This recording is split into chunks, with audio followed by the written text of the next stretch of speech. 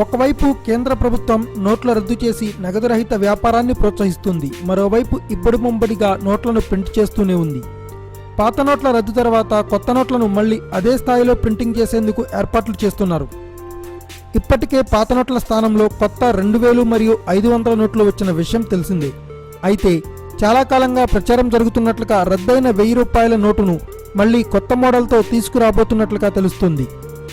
RBI నుండి అందుతున్న అనధికారిక సమాచారం ప్రకారం దేశంలో 3 చోట్ల ప్రింటింగ్ ప్రెస్లలో కొత్త 1000 రూపాయల నోట్లు ప్రింటింగ్ ప్రారంభమైనట్లుగా తెలుస్తోంది. దాదాపు 3 నెలల క్రితమే కొత్త 1000 రూపాయల నోట్లకు డిజైన్ను ఫైనల్ చేయడం జరిగింది.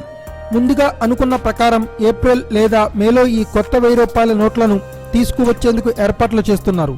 అదే సమయంలో 2000 నోట్లను కూడా మార్పు చేసే అవకాశాలు కనిపిస్తున్నాయి.